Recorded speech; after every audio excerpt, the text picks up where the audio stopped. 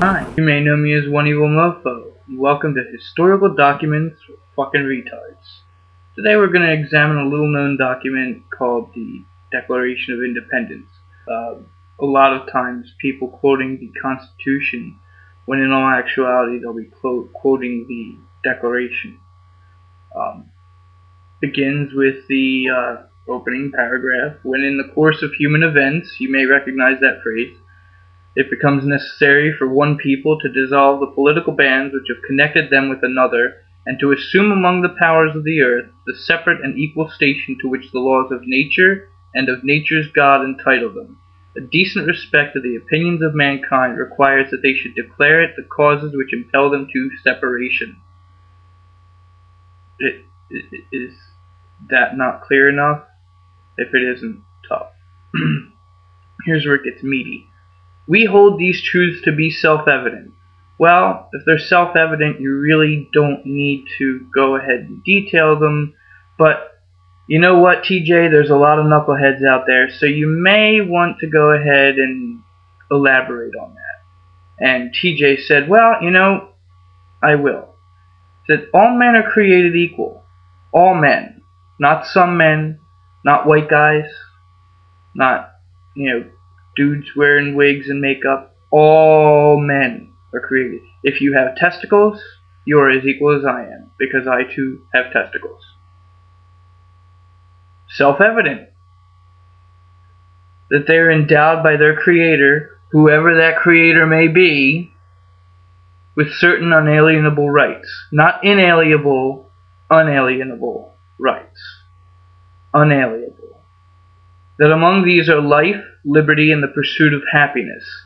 Got that? The pursuit of happiness. You are not entitled to happiness. You are entitled to pursue happiness. So those of you who think that, because you're in the land of opportunity, you're entitled to be happy and you're entitled to just have happiness handed to you, fuck off. You're entitled to pursue happiness. You have that right as an American citizen. As an American citizen, you have the right to pursue happiness. That to secure these rights, governments are instituted among men, deriving their just powers from the consent of the governed. The consent of the governed. Okay? This lays down the foundation. I.e., goes back to no taxation without representation. Okay? The governors are bound to not just do what they will, but to do the will of the governed, of the people.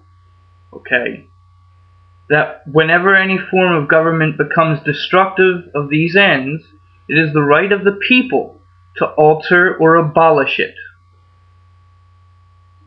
Think about it. Whenever any form of government becomes destructive of these ends. George W. Bush. It is the right of the people to alter or abolish it. The governed. The people. And to institute new governments, laying its foundation on such principles and organizing its powers in such form as to them shall seem most likely to affect their safety and happiness. Again, to affect their safety and happiness. Okay? I lost my place. Prudence, indeed, will dictate that governments long established should not be changed for light and transient causes. I.e., don't impeach a president because he got a BJ. That being a BJ would be a light and transient cause. And accordingly, all experience hath shown that mankind are more disposed to suffer while evils are sufferable than to right themselves by abolishing the forms to which they are accustomed. Wrap your mind around that one. But when a long train of abuses and usurpations, pursuing invariably the same object, evinces a design to reduce them under absolute despotism, despotism. It is their right, it is their duty to throw off such government and to provide new guards for their future security. Am I the only one seeing how the Declaration of Independence, just thus far, is just as applicable today as it was when it was signed in July 4th of 1776? And there's another thing. Make no mistake, the Constitution of the United States was not signed on the 4th of July 1776.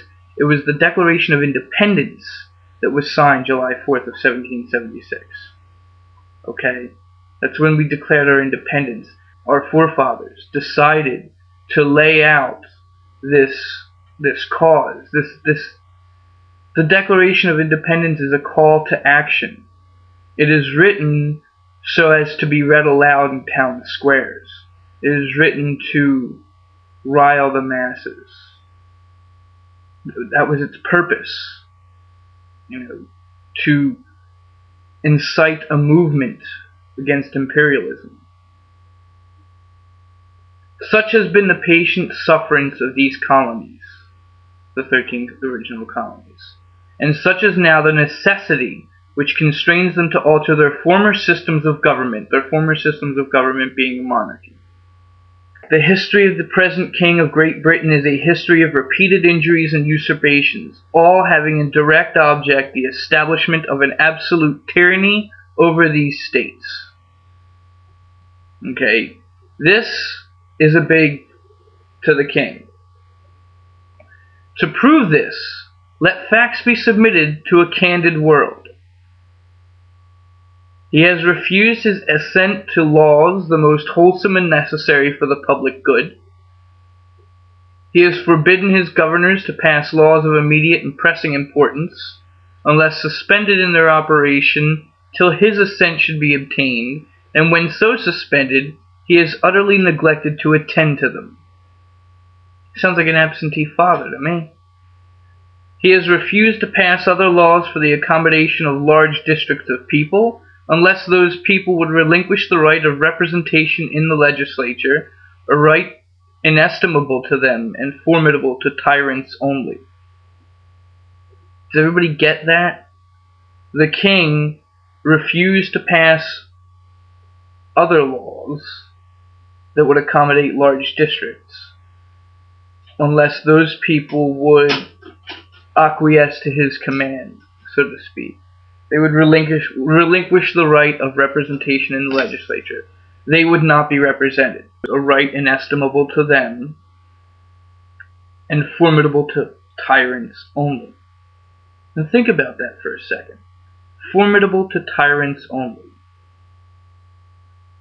Just, again, the people have the power. And a lot of that's forgotten nowadays. It's laid out right here. It was laid out July 4th of 1776.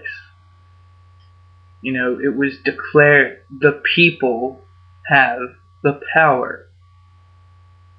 People like you and me, our children, our brothers and sisters, our parents, we have the power to effect change in these United States. Understand that. It's not the congressmen who have the power to effect change, because they can't effect change without the consent of the people, without the consent of the governed. Understand that? If you're an American citizen, you're involved in politics. Okay? As citizens, it's our job to be involved in politics. We are the basis for politics in these United States, or at least that's the way it was dreamt at this time.